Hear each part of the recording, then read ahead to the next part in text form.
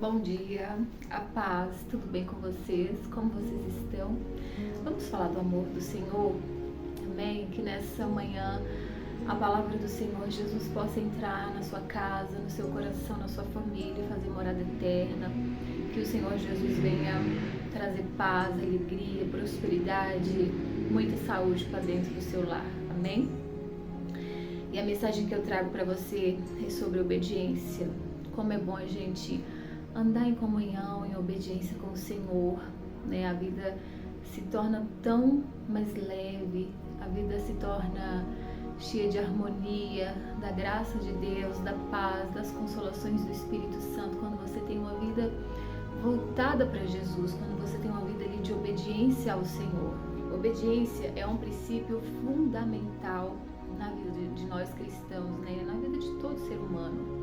É preciso você obedecer, submeter às vontades do Senhor. Como cristãos, somos chamados a confiar e obedecer a Deus em todas as áreas da nossa vida, mesmo quando isso possa ser difícil ou ir contra os nossos próprios desejos. Nem sempre nós vamos querer obedecer a Deus.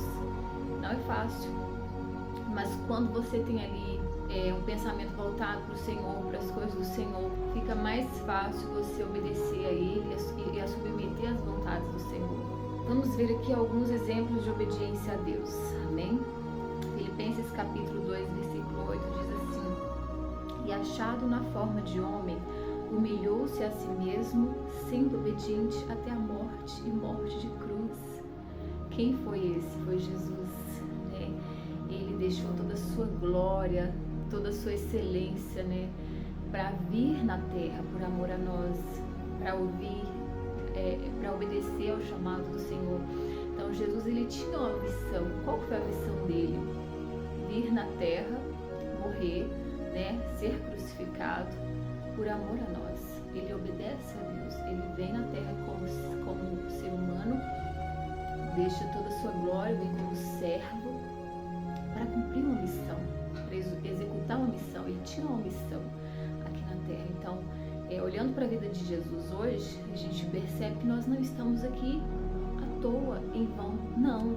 Cada um de nós temos um propósito aqui na terra, temos uma missão, temos um chamado. É necessário a gente descobrir qual que é o nosso chamado, qual que é a nossa missão, através do nosso posicionamento, da nossa obediência a Deus. Amém? Então Jesus veio ao mundo em forma de homem e foi obediente a Deus. E o que agrada a Deus verdadeiramente é quando somos obedientes. E quando obedecemos, isso nos faz ter um relacionamento íntimo, profundo com Jesus. João capítulo 6, versículo 38 diz assim: Porque eu desci do céu não para fazer minha vontade, mas a vontade daquele que me enviou. Então Deus envia Jesus aqui na terra para cumprir uma missão e fazer a vontade do Pai. E Jesus, ele vai ter a vida inteira voltada para Deus, né? Você percebe que desde a infância dele, os milagres, a sabedoria que Deus tinha dado nele ali, tinha dado para ele ali, tudo ali vai ser direcionado a um propósito. A vontade do Senhor, os planos do Senhor vai se cumprir através da vida do Senhor Jesus. Amém? Vou falar agora um pouco sobre o Josué. Josué foi escolhido por Deus para liderar os israelitas depois de Moisés. Então Josué também, ele tinha uma missão, né? Deus tinha colocado a missão sobre a vida dele. E aqui a gente vai ler: Jericó é destruída. Ora, Jericó cerrou-se e estava cerrada por causa dos filhos de Israel. Nenhum saía e nenhum entrava. Então disse o Senhor a Josué: Olha, tenho dado na tua mão a Jericó e ao seu rei, os seus valentes e valorosos. Então aqui Deus estava dando instruções para Josué de como ele iria ganhar, né, Jericó. Então ali Deus estava dando instruções específicas sobre como conquistar a cidade de Jericó. E apesar da natureza pouco convencional do plano de Deus, Josué resolve obedecer e conduzir os israelitas à vitória sobre Jericó. E ali Deus concede essa vitória vitória sobre Josué e sobre os israelitas. Então, o que a gente entende aqui? Que a obediência de Josué mostra-nos a importância de confiar no plano de Deus. Por mais que você não sabe, por mais que você não entende, é melhor você confiar, porque Deus ele já sabe do seu futuro lá na frente. Mesmo quando possa parecer difícil, impossível, deposite sua fé, deposite a sua confiança, a sua obediência, porque lá na frente você vai entender, né, o porquê que você passou por esses processos. Lá na frente você vai entender o porquê de tudo isso. Então Josué poderia facilmente ter rejeitado o plano de Deus para conquistar Jericó e escolheu confiar na vontade do Senhor. Ele resolve ali obedecer a Deus, confiar em Deus, submeter à vontade de Deus, e ali ele vai obter a vitória. Assim somos nós, dependente da situação que você esteja vivendo. Não sei o que você está passando, todos nós passamos por lutas, né? Independente da sua situação, se você for obediente, confiar nele, olhar para ele, você vai obter sucesso, você vai obter vitória. Amém? Outro exemplo de obediência foi Daniel. Eu acho muito linda a história de Daniel, né? Quando você entra ali na história dele, depois você lê Daniel todo ali, você vai entender. Ele era muito obediente a Deus, ele tinha muito temor e amor à palavra do Senhor, mesmo ali diante de um reinado onde poderia adorar somente um Deus. Ele não vai fazer parte desse complô de adorar o rei Dário. Ele vai adorar o Senhor Jesus. Ele, mesmo ali diante de todos ali adorando, ele não vai se esconder. Muitas das vezes nós nos escondemos, né? A gente serve um Deus e ali diante de uma turminha, conheço pessoas assim, esconde a sua religião. Que hoje em dia tem acontecido muito isso, né? Principalmente adolescentes ali dentro ali de um colégio ou uma turminha de adolescentes ali conversando.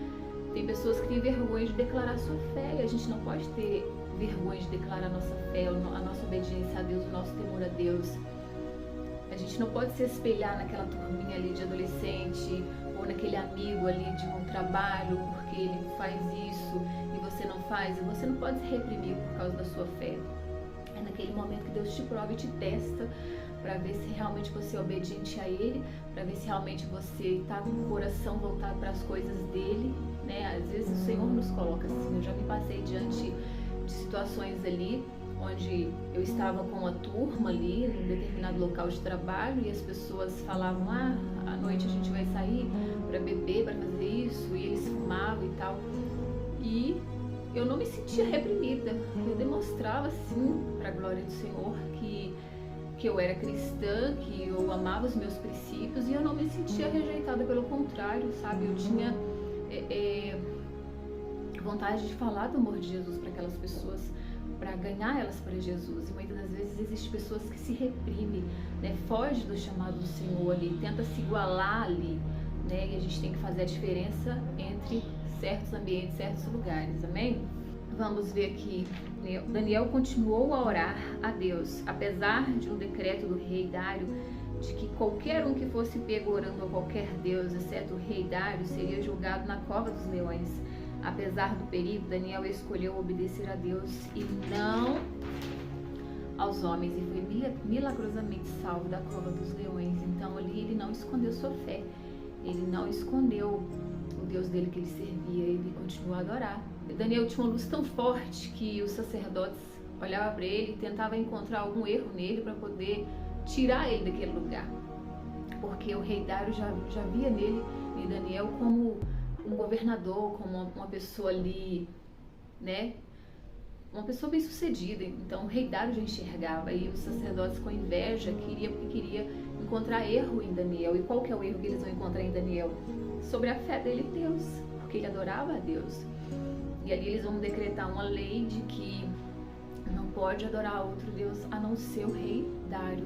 Mas mesmo assim, quando Daniel é jogado ali na cova dos leões, o rei fala assim, que se realmente existe esse rei, esse Deus dele, que esse Deus dele vai livrar ele.